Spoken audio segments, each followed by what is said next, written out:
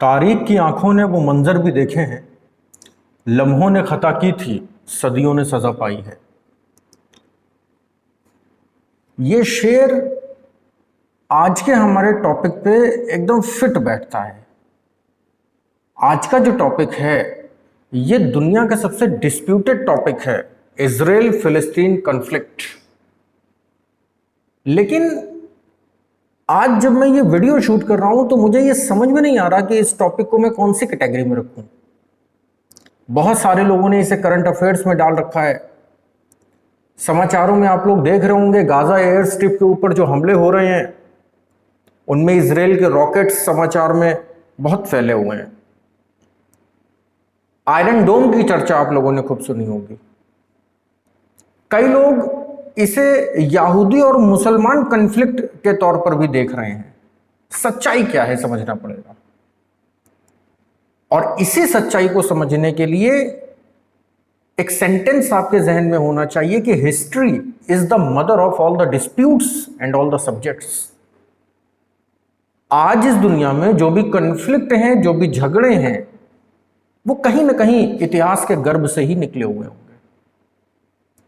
इसलिए आज के इस टॉपिक को मैं ज्योग्राफी थ्रू मैप्स में डालूंगा और टॉपिक का नाम होगा इजराइल। 3 पार्ट्स में पढ़ेंगे आप लोग। वीडियो एक ही होगा, थोड़ा लंबा रहेगा। पहले पार्ट में ज्योग्राफी ऑफ इजराइल, दूसरे नंबर पर हिस्ट्री ऑफ ज्यूज और तीसरे नंबर पर इजराइल पैलेस्टीन कॉन्फ्लिक्ट। तो शुरू करते हैं। यह मैप आपको इजराइल का मैप नजर आ रहा है और इस मैप को मैन्युअली आपके सामने इसलिए प्रेजेंट किया जा रहा है क्योंकि अगर आप दुनिया के नक्शे पे इजराइल को देखेंगे तो ढूंढ नहीं पाएंगे। ये नक्शा जो इस समय आपके सामने है, इसमें जरा इजराइल को देखिए। ये जो हाईलाइटेड कंट्री आपको नजर आ रहा है, दिस इज इजराइल। आप नहीं पहचान पाएंगे। जो ज्योग्राफी के स्टूडेंट्स हैं वो अपने एटलस में भी इजराइल को नहीं खोज सकते। इतना छोटा देश है ये। कितना छोटा? इंडिया में जो केरला स्टेट है उससे थोड़ा बड़ा। सोचिए, ये केरला दुनिया के नक्शे पे अगर कहीं खो जाए तो उसे आप कैसे ढूंढेंगे? तो बस इतना बड़ा कंट्री है इजराइल। लेकिन इससे रिलेटेड डिस्प्यूट इतना बड़ा कि आज दुनिया का बच्चा बच्चा जानता है इजराइल के बारे में। तो सबसे पहले हम लोग इजराइल की चर्चा करेंगे। इजराइल वैसे तो एशिया का एक देश है, लेकिन एशिया को भी जिन 3 पार्ट्स में डिवाइड किया जाता है उनमें Israel resides at the West Asia, और वेस्ट एशिया के बॉर्डर पर यह कंट्री है इजराइल। इजराइल को समझने के लिए आपको सबसे पहले अपने एटलस के ऊपर मेडिटेरेनियन सी को देखना पड़ेगा। मेडिटेरेनियन सी अर्थात भूमध्य सागर।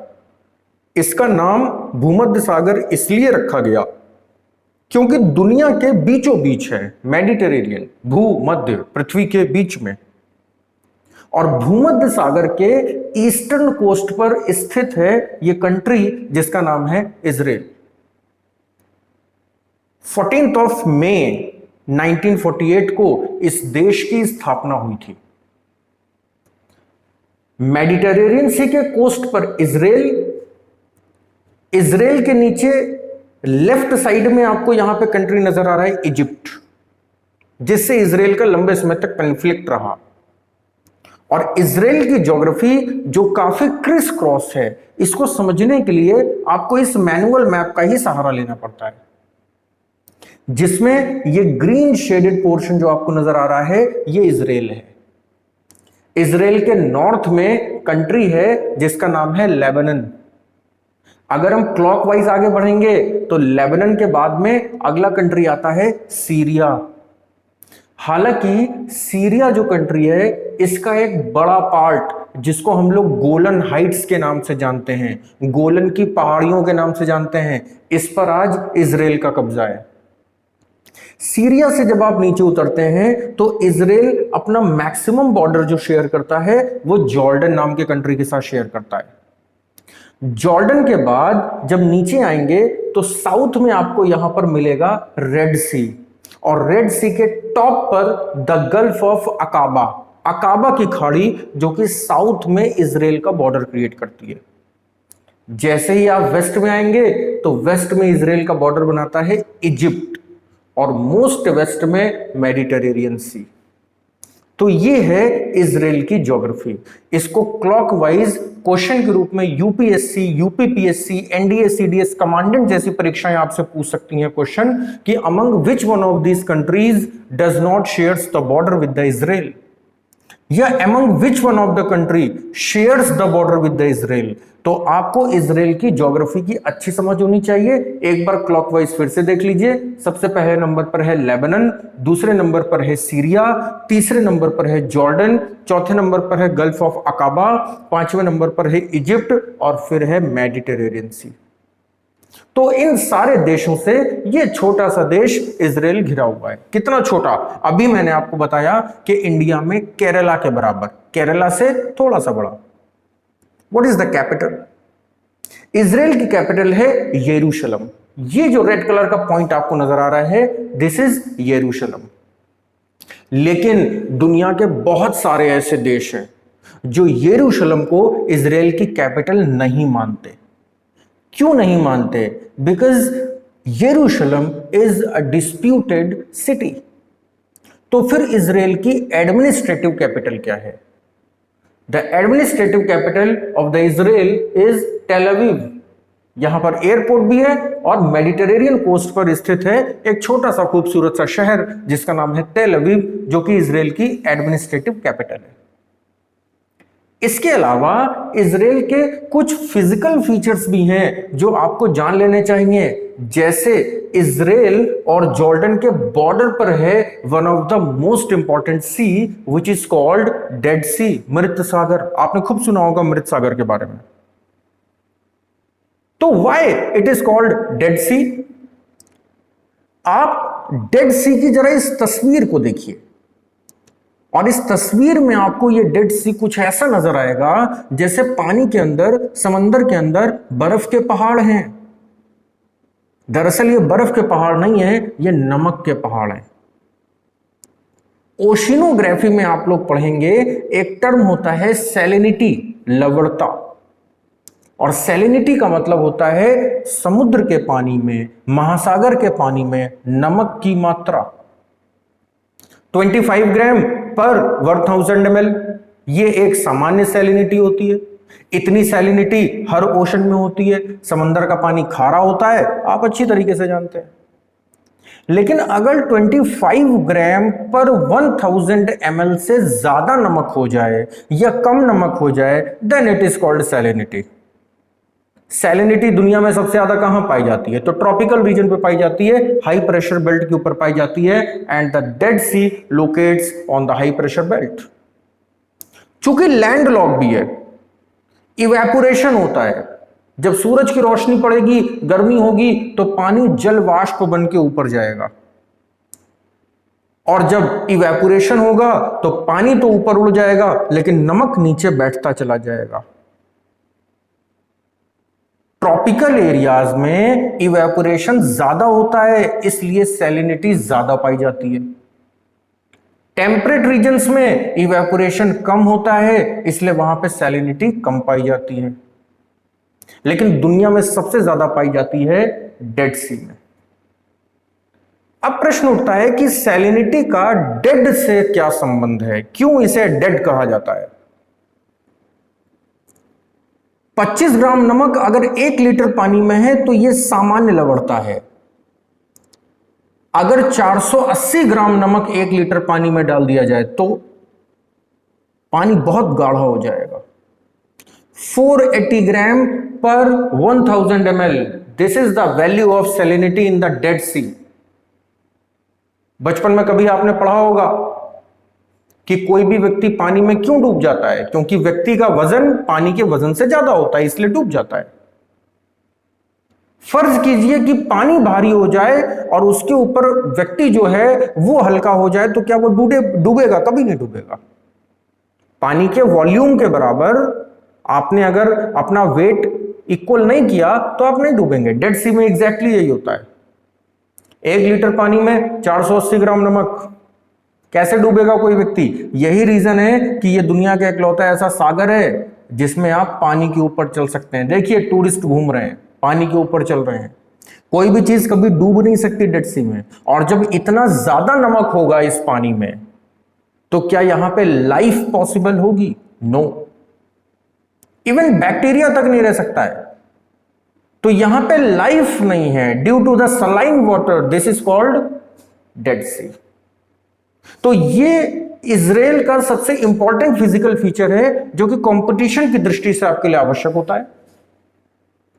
डेड सी के बाद दूसरा जो इंपॉर्टेंट फीचर होता है वो है Golan Heights. Golan Heights basically mountains हैं। मैं अपनी ऑफलाइन क्लासेस में आपको हमेशा बताता रहता हूं कि दुनिया में सबसे बड़ी रिफ्ट वैली जो है वो है the great African rift valley. लेकिन ये रिफ्ट वैली अकेले अफ्रीका में नहीं है। नील नदी के सहारे सहारे ये पूरे अफ्रीका को काटती है। इसके बाद ये सिनाई पेनिनसुला से होते हुए और ये इजराइल को काटते हुए ये गोलन हाइट्स पे जाके खत्म होती है। तो गोलन हाइट्स कभी कभी डायरेक्ट क्वेश्चन आपसे पूछ लिया जाता है कि कहां पर है, तो आपको पता होना चाहिए। गोलन हाइट्स के बाद में जो अब इजराइल की जो सबसे डिस्प्यूटेड जगह है या इजराइल की जो सबसे बड़ी प्रॉब्लम है इस समय, वो है इजराइल की कैपिटल यरूशलेम। And the question is what is यरूशलेम? यरूशलेम आखिर है क्या? तो यरूशलेम को समझने के लिए पहले हमें इजराइल को अच्छी तरीके से समझ लेना होगा कि इजराइल आखिर है क्या, ये कौन सा कंट्री है। Israel is the only country in the world in which the Jews resides. यहूदी दुनिया में एकलौती जगह जहां पर रहते हैं वो जगह है इजराइल। यहूदियों का एकलौता देश, दुनिया में कोई दूसरा देश नहीं है जहां पर यहूदी रहते हो। शायद इसीलिए गवर्नमेंट ऑफ इजराइल का यह रूल है कि दुनिया के किसी भी कोने में अगर कोई यहूदी बच्चा पैदा होगा तो उसे इजराइल की सिटीजनशिप अपने आप मिल जाएगी।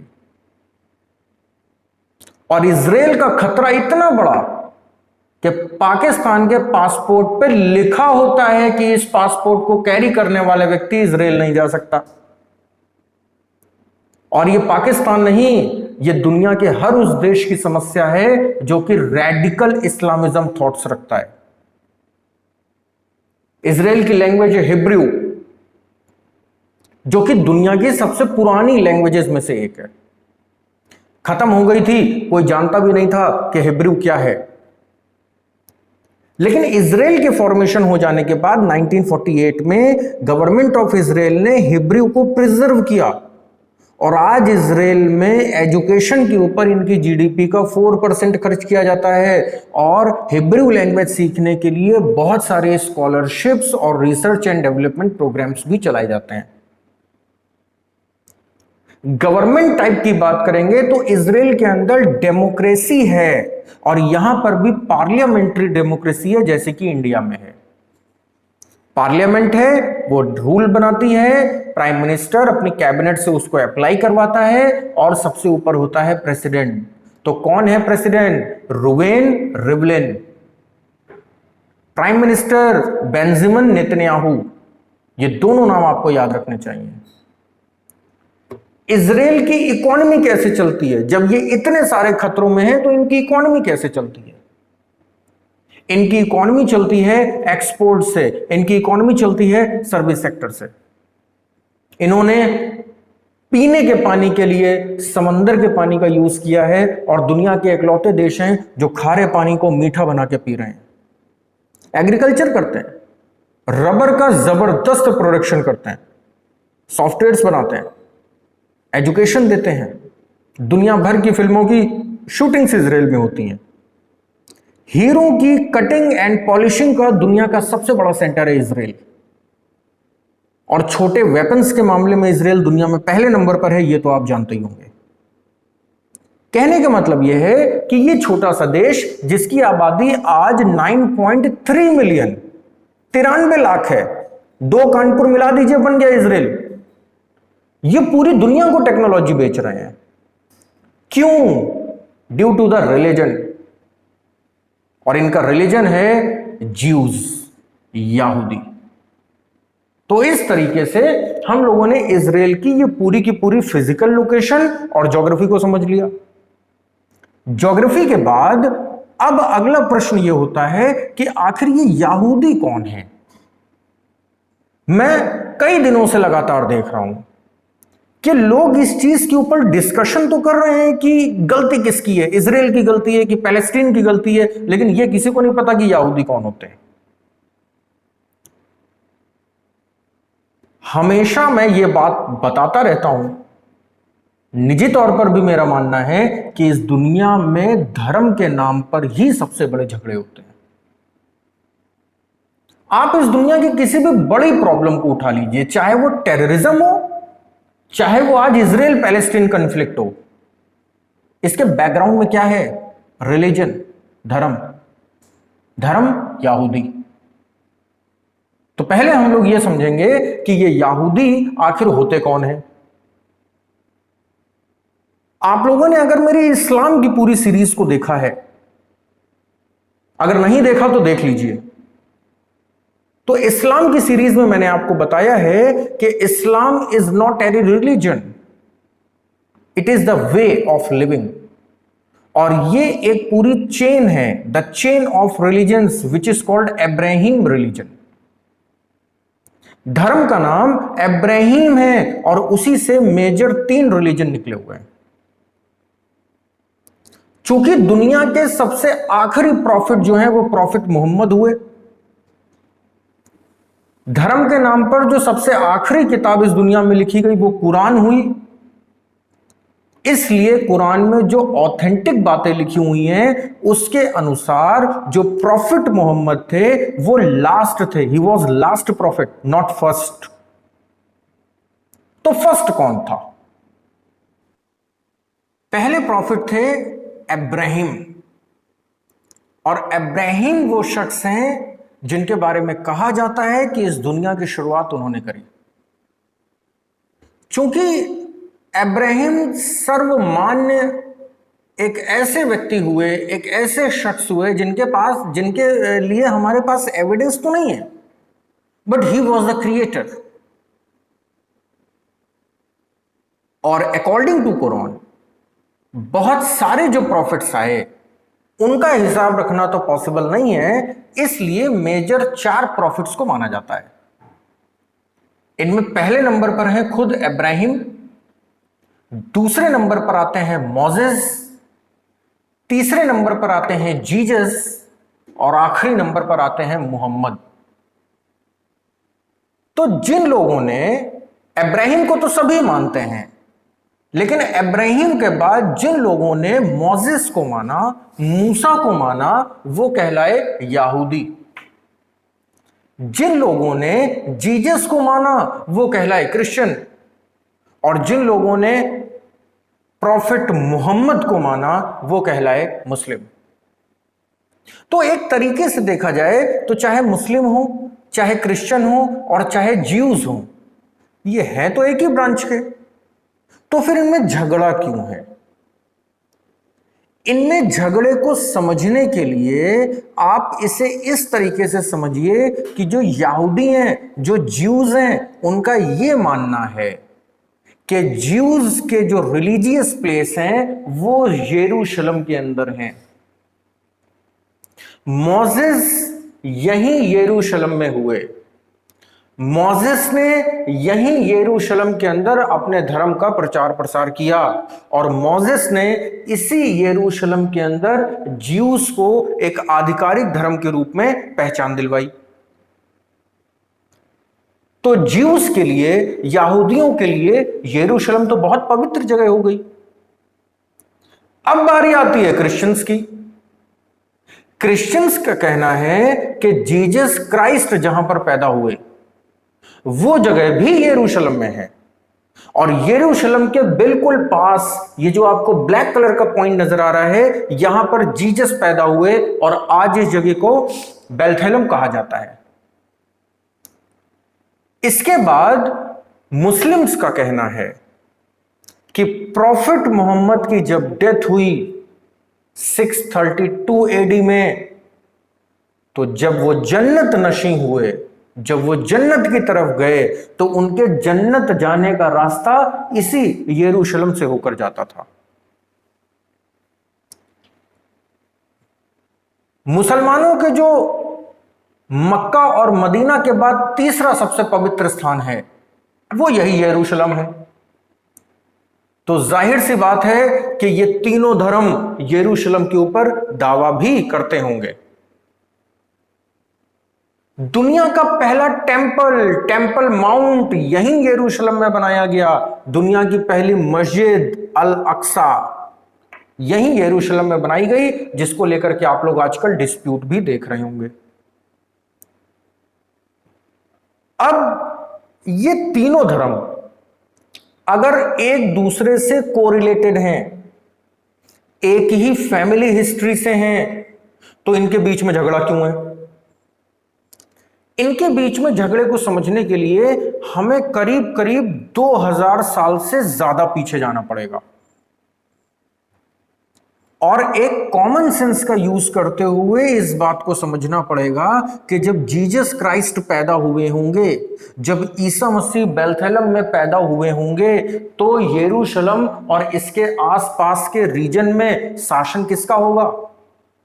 यहूदियों का। जाहिर सी बात है, क्योंकि क्रिश्चियंस के पहले कौन है? यहूदी हैं।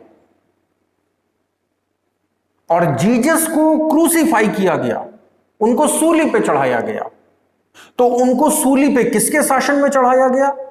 किंग डेविड, जो जूस था, यहूदी था। बस फिर क्या था? झगड़ा शुरू।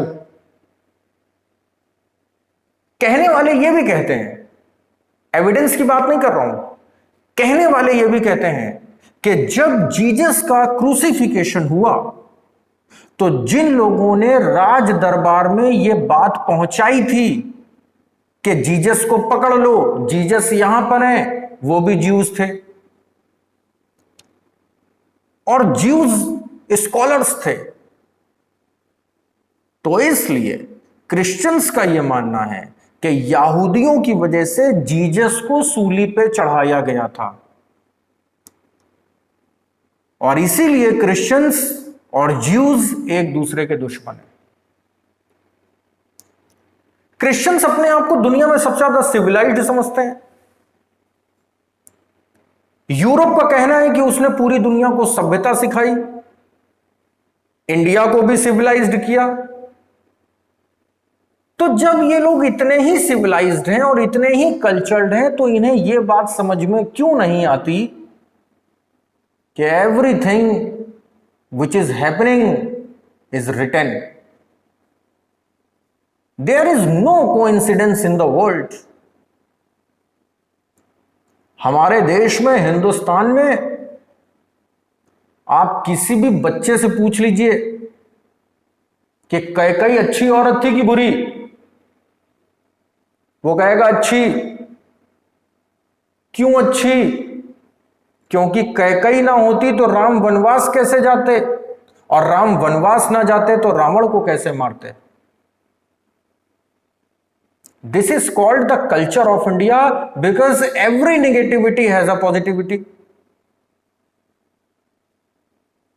Who was Ravana?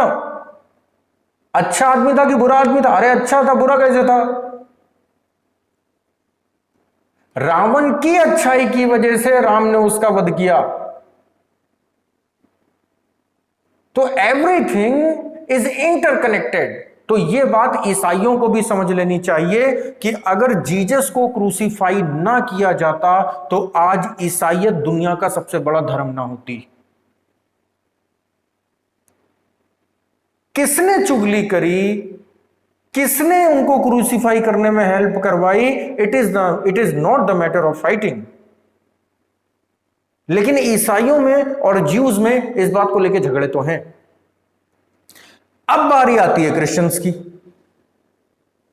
तो क्रिश्चियंस ने एक ऐसी कॉन्स्पिरेसी क्रिएट करी जिस कॉन्स्पिरेसी के अंतर्गत ज्यूज को हमेशा ह्यूमिलेट किया गया और कहीं ना कहीं मुसलमानों को भी यह बात समझ में आने लगी कि जब तक ये ज्यूज हैं तब तक यरूशलेम उनका नहीं हो सकता। बस यही रीजन है कि ये तीनों धर्म एक दूसरे से लड़ते रहते हैं। अब अगर यहूदियों के इतिहास की तरफ चर्चा करें तो जैसे ही आप सीरिया में आएंगे तो सीरिया में अपने एटलस के ऊपर देखिएगा, यहां पे दजला और फरात नदियां हैं। तो ऐसा माना जाता है कि ज्यूस का जो ओरिजिन है वो दजला फरात नदियों के आसपास है। लेकिन इस्लाम के आ जाने के बाद जब इस्लाम का एक्सपेंशन होता है तो दुनिया के 3 महाद्वीपों में यह धर्म पहुंच जाता है। मूलतः जो लोग मुस्लिम थे वो तो अरबी थे, लेकिन बाद में तुर्कों ने भी इस्लाम स्वीकारा, मंगोलों ने भी इस्लाम स्वीकारा, अफ्रीकन्स ने भी इस्लाम स्वीकारा, हिंदुस्तान में भी इस्लाम स्वीकारा गया और यूरोप में भी इस्लाम स्वीकारा गया।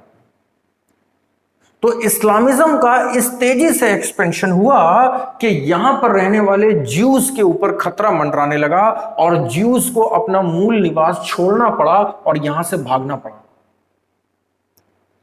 डरे सहमे, सताए, ह्यूमिलेट किए हुए ज्यूज यहां से भागे और जब उन्हें कुछ समझ में नहीं आया तो उन्होंने वापस आके यरूशलेम के आसपास शरण लेनी शुरू कर दी। और यह बात मैं आपको 8वीं और 9वीं शताब्दी की बता रहा हूं। यरूशलेम के पास ये सब आकर के बसने लगे और जैसे तैसे यहां पर अपनी लाइफ को सरवाइव करने लगे, क्योंकि इन्हें अच्छी तरीके से पता था कि दुनिया में इनका कोई नहीं है सिवाय इनकी विल पावर के।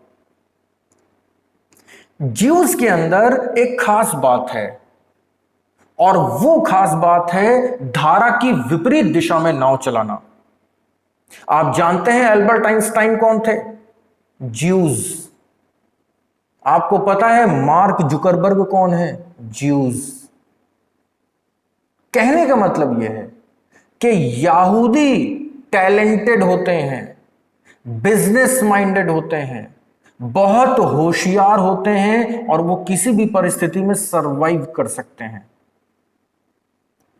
8वीं और 9वीं शताब्दी में ये जो ज्यूज हैं ये यरूशलेम के आसपास आकर के बसना शुरू हो ही रहे थे कि धर्म युद्ध छेड़ दिए गए। क्रूसेड्स।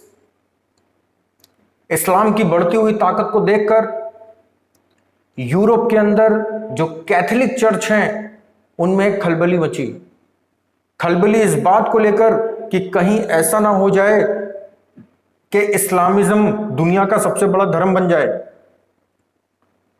मुसलमानों को हराना है, अरब में कब्जा करना है, क्रिश्चियनों की पुरानी जगहों को वापस लाना है, क्योंकि इसके पहले ही मुसलमान ये पूरा एरिया जीत चुके थे। ये सब इस्लाम का एक्सपेंशन यहां पर हो चुका था। डायरेक्ट फाइट करने आपके साथ कोई आएगा नहीं, इसलिए आप उसे धर्म युद्ध का नाम देंगे। और ये क्रूसेड्स, ये धर्म युद्ध जो हुए ये 1095 से लेकर के 1295 से लेकर के 1271 तक चले। और इन क्रूसेड्स में यूरोप से हमलावर आए और इस्लामिस्ट पावर्स के द्वारा जीते गए इस पूरे क्षेत्र पर कब्जा कर लिया। ये पूरा एरिया उस जमाने में फिलिस्तीन या पैलेस्टाइन कहलाता था। यहूदी फिर यहां से भगाए गए, लेकिन इस बार जो यूरोपियन पावर्स यहां पर आई थी इन्वेड करने के लिए, इन्होंने यहूदियों को कहीं ना कहीं रिश्वत दी, या आप कह सकते हैं कि यहूदियों ने इनकी कहीं ना कहीं हेल्प करी थी धर्म युद्ध में मुस्लिमों के खिलाफ। यह रीजन था कि कुछ समय के लिए ईसाइयों और यहूदियों के बीच में नजदीकियां बनने लगी थी। और इसी घटना के बाद कुछ जो यहूदी थे वो प्रॉपर तरीके से यहां पर रहने लगे थे यरूशलेम में, और कुछ यूरोप में जाके बस गए थे। यूरोप में बसे हुए यहूदी लंबे समय तक यूरोप में रहे और वहां पर इन्होंने बहुत नाम और शोहरत भी कमाई। लेकिन ये पूरी कहानी तब बदल गई जब सेकेंड वर्ल्ड वॉर हुआ। और सेकेंड वर्ल्ड वॉर में हिटलर की नाजी पार्टी ने अपने आप को आर्य कह दिया, श्रेष्ठ कह दिया, सुपीरियर कह दिया। तो जर्मनी में अगर हिटलर सुपीरियर है तो इंफीरियर कौन हुआ? दूसरे धर्म के लोग, ज्यूज। बस ये था ज्यूस के इतिहास का सबसे बुरा दौर, जब ज्यूस के ऊपर अमानवीय इनह्यूमन अत्याचार हुए। ये कुछ तस्वीरें हैं जो आपको ये बताने के लिए पर्याप्त हैं कि हिटलर ने ज्यूस के साथ क्या किया। गैस चैम्बरों में बंद करके जहरीली गैस से हजारों यहूदियों को मार दिया, सामूहिक कब्रें खुदवाई और यहूदियों को जेसीबी मशीन से उसमें दफन करवा दिया, सामूहिक रूप से गोलियां मारी गई, केमिकल टेस्ट किए गए, जानवरों के ऊपर जो टेस्ट किए जाते हैं वो इंसानों के ऊपर टेस्ट किए गए। और शायद आप विश्वास न कर पाए कि during the second world war 60 lakh यहूदियों को मारा गया, 6 मिलियन। और तब हिटलर ने कहा था कि मैंने इस दुनिया से 25% यहूदी खत्म कर दिए हैं, 1/4 यहूदी खत्म कर दिए हैं। तो इनके साथ कुछ अच्छा नहीं हुआ, यूरोप छोड़ना पड़ा। और यूरोप छोड़ने के बाद ये जो कुछ हजार यहूदी बचे, ये भाग करके फिर से इन्हीं क्षेत्रों में आकर के शरण लेने लगे, एक तरीके से माइग्रेंट ये कहलाने लगे यहां पर, और अपनी जान की भीख मांगने लगे। लेकिन यहूदियों में एक खास बात थी, और वो थी इनके पास पैसा, क्योंकि टैलेंटेड बहुत हैं, ये मैं आपको पहले ही बता रहा हूं। बहुत सारे यहूदी ऐसे हैं जो अमेरिका में बसे हैं, बहुत सारे ऐसे हैं जो कि यूरोप में बसे हैं, इंडिया में बसे हैं, बड़े बड़े देशों में बड़े बड़े व्यापार और कारोबार कर रहे हैं। मुझे यह बताते हुए बिल्कुल भी हैरानी नहीं हो रही कि गवर्नमेंट ऑफ इंडिया यहूदियों के खिलाफ कोई फैसला नहीं ले सकती है, क्योंकि इंडिया में यहूदियों का डायस्पोरा बहुत मजबूत है। इंडिया छोड़ दीजिए, यूएसए की गवर्नमेंट यहूदियों के अगेंस्ट, ज्यूज के अगेंस्ट कोई डिसीजन नहीं ले सकती है, क्योंकि अमेरिका की इकोनॉमी में ज्यूज का बहुत बड़ा योगदान है। सेकेंड वर्ल्ड वॉर के खत्म होने के बाद जब फिलिस्तीन के इस पूरे एरिया में यहूदी आकर के बसने लगे, तब यहां पर अंग्रेजों की पॉलिसी शुरू होती है, और यहूदियों को यह लालच दिया जाता है कि जो भी ज्यूज सेनाओं में काम करते हैं, अगर वो हमारे साथ लड़ेंगे तो हम सेकेंड वर्ल्ड वॉर खत्म हो जाने के बाद यहूदियों को एक अलग देश देंगे। और एक ऐसा व्यक्ति जो दुनिया में भटक रहा है, लगातार ठोकरें खा रहा है, उसके लिए एक देश की बात कर दी गई, ये तो उसके लिए बहुत है। तो पूरी दुनिया में रहने वाले यहूदी भाग भाग करके यरूशलेम और उसके आसपास के एरिया में इकट्ठा होने लगे। इनके पास चूंकि पैसा बहुत था, इसलिए फिलिस्तीनियों को इन लोगों ने पैसा दिया और पैसा दे करके जमीनें खरीद ली।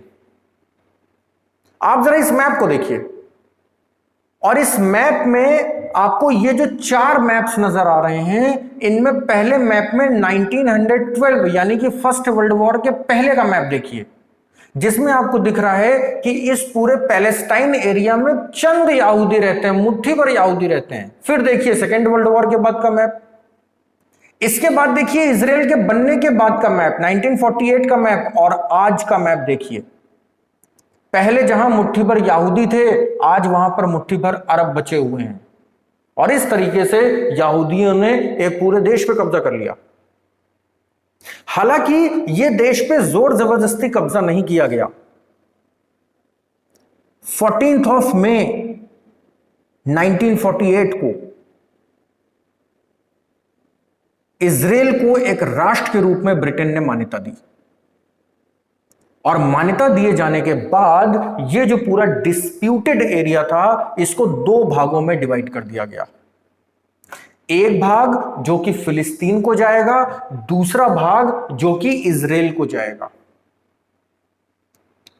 लेकिन जो सबसे ज्यादा डिस्प्यूटेड पार्ट है यरूशलेम, वो किसके पास जाएगा? तो यरूशलेम को यूनाइटेड नेशंस ने अपने कंट्रोल में रखा और कहा यह किसी के पास नहीं जाएगा, क्योंकि यह 3 धर्मों का केंद्र है। यह जो 45 और 65 का फॉर्मूला था, इसको यहूदियों ने तो एक्सेप्ट कर लिया, क्योंकि उनके पास तो पैर रखने की भी जगह नहीं थी। उन्हें अगर 1% भी जमीन मिलती तो वो उसे एक्सेप्ट कर लेते, लेकिन अरबी देशों ने इसका विरोध किया। तो जैसे ही अरबी देशों ने इसका विरोध किया, इजराइल के बनते ही पहला युद्ध हुआ जो अरब मुल्कों और इजराइल के बीच में हुआ इन द ईयर ऑफ 1948। फिर क्या था, इजराइल जोश से भरे हुए थे।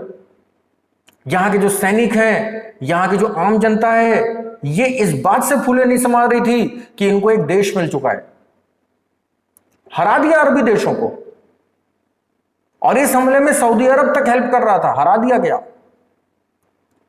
11 मई 1949 को इजराइल ने यूनाइटेड नेशन से एक देश के रूप में आधिकारिक मान्यता ले ली, यानी कि जनरल असेंबली का मेंबर भी बन गया। और यहीं से शुरू होते हैं डिप्लोमेटिक रिलेशंस। सीधी सिंपल सी बात है कि जो देश इजराइल को मान्यता दे देगा, इजराइल की कैपिटल के रूप में यरूशलेम को मान लेगा, उसके साथ इजराइल के डिप्लोमेटिक रिलेशन शुरू हो जाएंगे। जो नहीं मानेगा उसके साथ इजराइल न्यूट्रल रहेगा। लेकिन अगर किसी ने इजराइल की तरफ आंख उठा के देखा तो इजराइल अपनी सुरक्षा करने के लिए सक्षम है। यहां पे गलत किसके साथ हो रहा है? यहूदियों के साथ गलत हो रहा है, फिलिस्तीनियों के साथ गलत हो रहा है, या ये सब कुछ एक कॉन्स्पिरेसी का पार्ट है?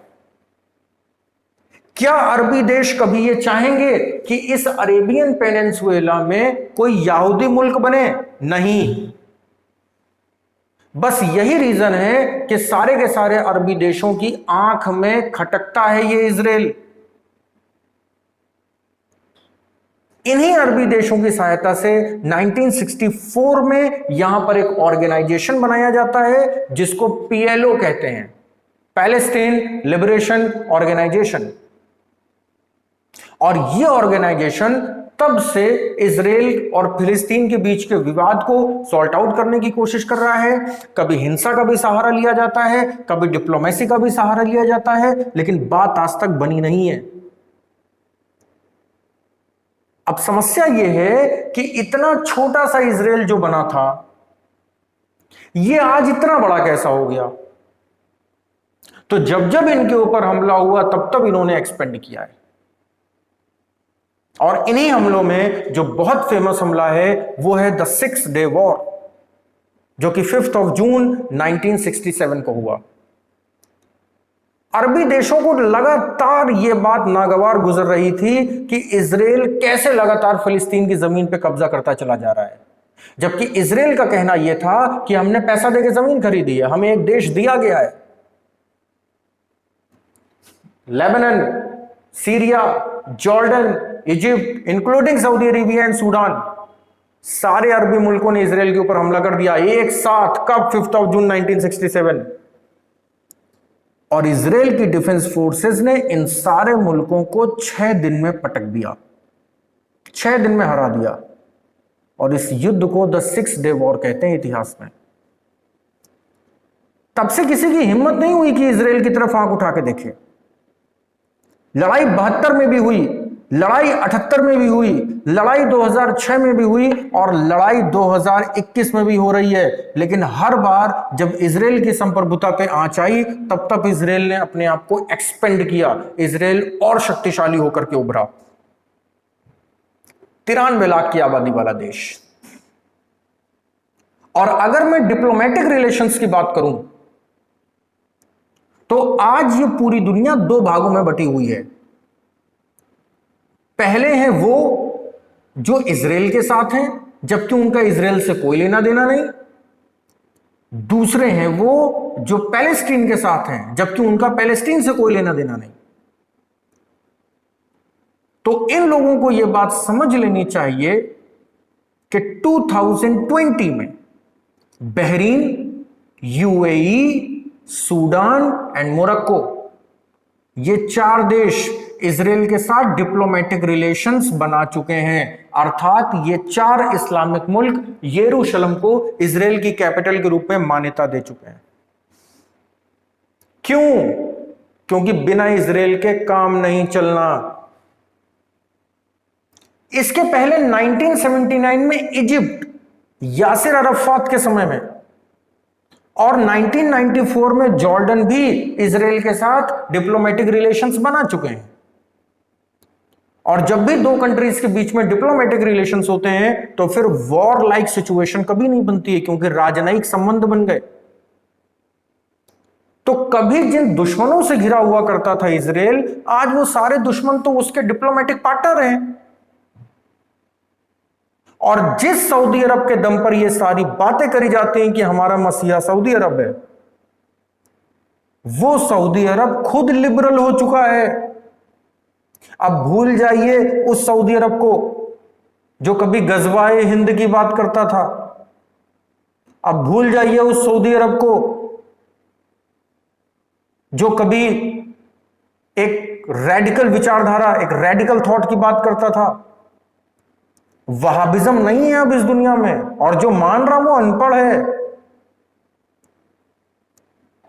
सऊदी अरब में हाल ही के वर्षों में जो चेंजेस हुए हैं, जो सऊदी अरब की नई पॉलिसी को बता रहे हैं, उसमें आप लोगों ने देखा होगा कि सऊदी अरब में महिलाओं को ड्राइविंग लाइसेंस मिलने लगा है, कार चलाने की परमिशन है, औरतें अब हिजाब पहनने के लिए बाध्य नहीं है, फुटबॉल मैच देखने जा सकती हैं, रात को अकेले सड़कों पे निकल सकती हैं, मंदिर बन गया सऊदी अरब में। सऊदी अरब के डिप्लोमेटिक रिलेशंस पूरी दुनिया के साथ लगातार बढ़ते चले जा रहे हैं, क्योंकि सऊदी अरब को भी पता है कि उनके पास तेल के अलावा और कुछ नहीं है। मिडिल ईस्ट के अंदर, वेस्ट एशिया के अंदर इजराइल को लेकर के जो जो देश न्यूट्रल हो चुके हैं, उन देशों की लिस्ट मैंने अभी आपको बता दी। अब न्यूट्रल कौन नहीं है? वो जो इजराइल से 5000 किलोमीटर दूर बैठा है। क्या करना? लड़ो।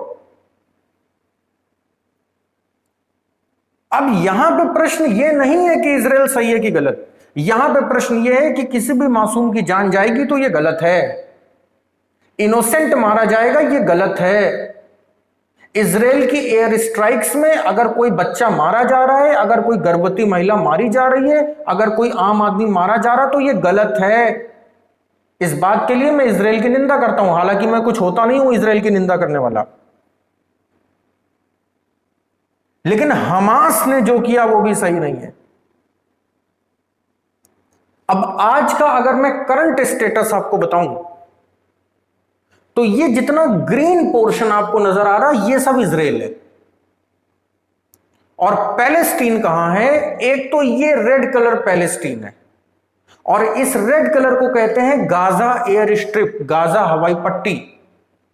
ये दरअसल एक एयरपोर्ट था, और ये airport strategic point of view से बहुत इंपॉर्टेंट है, क्योंकि मेडिटेरेनियन सी के कोस्ट पर है। यहां से यूरोप बहुत पास है, यहां से अफ्रीका बहुत पास है, और अगर इस पोस्ट पे किसी का कब्जा है तो वो दुनिया के 3 कॉन्टिनेंट्स पे अपनी पकड़ बना के रख सकता है। पैलेस्टीन के पास ये है एक पहला पार्ट। दूसरा पार्ट है वेस्ट बैंक। ये जो वेस्ट बैंक वाला एरिया आपको दिख रहा है, ये भी पैलेस्टीन के पास है। अगर आज मैं ये पूरे इजराइल की बात करूं, तो ये जो ग्रीन पोर्शन आपको दिख रहा है, ये कभी पैलेस्टीन था और इजराइल था ये और ये, लेकिन आज इसका उल्टा है। तो इजराइल अपने आप को इतना एक्सपेंड कैसे कर गया? कुछ तो इन्होंने पैसा देके जमीनें खरीदी, फिर ये एक अलग मुल्क बने, और फिर जब जब इनके ऊपर वॉर इंप्लीमेंट किया गया, तब तब ये शक्तिशाली बन के उभरे। वेस्ट बैंक और गाजा एयर स्ट्रिप, ये जो 2 पार्ट है पैलेस्टीन के, इनमें वेस्ट बैंक थोड़ा सा पीसफुल एरिया है, यहां पे शांति रहती है।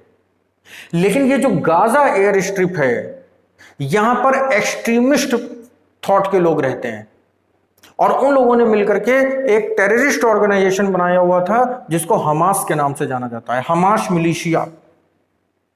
और हमास मिलिशिया यहां से लगातार एयर स्ट्राइक्स करता है, रॉकेट्स इजराइल के ऊपर मारता है, और कोशिश करता है कि वो रॉकेट्स जो हैं वो तेल अवीव तक चले जाएं, वो गाजा यरूशलेम तक चले जाएं और इजराइल को नुकसान हो। लेकिन इजराइल के पास अपना एक एंटी डिफेंस सिस्टम है जिसको आयरन डोम के नाम से जाना जाता है, जिसके बारे में आप लोग टीवी में आजकल खूब देख रहे होंगे, मुझे बताने की आवश्यकता नहीं है। तो ये है यहां पे इजराइल की पूरी कहानी। और अब करंट सिचुएशन इजराइल की ये है कि आज के इजराइल में 76% जूज रहते हैं, लेकिन अभी भी वहां पर 14% अरब समूह के लोग रहते हैं, यानी कि पैलेस्टीनियंस रहते हैं, यानी कि मुस्लिम्स रहते हैं, और 5% है माइनॉरिटीज जो अलग अलग धर्मों की हैं, जिनमें मेजर क्रिश्चियंस हैं। तो अगर इजराइल और पैलेस्टीन के बीच में ये इंटरनल क्लैशेस हो रहे हैं, तो क्या जो 14% यहां पर अरब रहते हैं वो यहां पर सिविल वॉर नहीं कर देंगे? बिल्कुल कर देंगे। यहां पर दंगे फसाद की भी नौबत आ रही है। लेकिन Israel is enough mature to handle these things. और अब आखिरी में प्रश्न यह उठता है कि इंडिया का इसमें स्टैंड क्या है। बहुत सारे लोगों का यह सवाल है कि भारत का स्टैंड क्या है। आप लोग अक्सर सोशल मीडिया पे आजकल देख रहे होंगे, इंडिया स्टैंड्स विद पैलेस्टीन, एक हैशटैग चल रहा है। तो क्या ये गवर्नमेंट ऑफ इंडिया का ऑफिशियल हैशटैग है? नो, हैशटैग कभी ऑफिशियल होता ही नहीं है, ये तो सब सोशल मीडिया है। हर बार की तरह मैं फिर एक बार आपको बताऊंगा the foreign policy of India under article 51 part number 4। The duty of state to maintain the international peace and security. भारत की विदेश नीति गुट निरपेक्ष है। हम एक न्यूट्रल कंट्री हैं, हम दो देशों के मामले में कभी भी हस्तक्षेप नहीं करते। इसलिए इजराइल पैलेस्टीन कॉन्फ्लिक्ट में इंडिया का जो रोल है वो न्यूट्रल है। हमारा कुछ लेना देना नहीं है इजराइल और पैलेस्टीन के कॉन्फ्लिक्ट से। बिल्कुल इस बात को दिमाग में बिठा लीजिए। अगर हमारा लेना देना है तो बस इतना कि हम गांधी और बुद्ध के देश हैं, हम दोनों देशों से यह अपील करेंगे कि हिंसा ना हो। आपको जान के शायद हैरानी होगी कि इजराइल इंडिया का एक फ्रेंड कंट्री है। मोदी साहब जब इजराइल के दौरे पर गए थे तो इजराइल ने अपने नेशनल फ्लावर जो कि गुलदाउदी का फूल था उसका नाम मोदी के नाम पर रख दिया था। दुनिया में तीन ही लोगों को गार्ड ऑफ ऑनर दिया गया है, पहले पोप, दूसरे प्रेसिडेंट ऑफ यूएसए और तीसरे मोदी साहब हमारे। तो इजराइल इतना अच्छा फ्रेंड है इंडिया का, लेकिन बावजूद इसके इंडिया ने आज तक इजराइल के साथ डिप्लोमेटिक रिलेशंस नहीं बनाए हैं, अर्थात जेरूशलम को इजराइल की कैपिटल नहीं माना है इंडिया ने।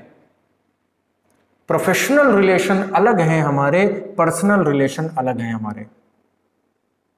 तो इंडिया का यहां पे कोई स्टैंड नहीं है, यह बात आपको याद रखना चाहिए। और अगर यह मामला कभी यूनाइटेड नेशंस में जाता है, सिक्योरिटी काउंसिल में जाता है, तो as a temporary member of the Security Council India ने हमेशा इजराइल के खिलाफ वोट दिया है, क्योंकि किसी दूसरे की जमीन पे कब्जा कर लेना उचित नहीं है। मैंने दोनों पक्ष आपके सामने रखे। यहूदियों के साथ इतिहास में क्या हुआ मैंने यह भी आपको बताया, धर्म युद्ध के नाम पर क्या किया गया मैंने यह भी आपको बताया। लेकिन इन दोनों चीजों के बीच में फिलिस्तीनियों के साथ जो आज हो रहा है उसे सही नहीं कहा जा सकता है। मैं हमास की बात नहीं कर रहा हूं, मैं उन मासूमों की बात कर रहा हूं जो एयर स्ट्राइक्स में मारे जा रहे हैं। रॉकेट्स चाहे हमास की तरफ से डाले जा रहे हो चाहे इजराइल की तरफ से डाले जा रहे हो।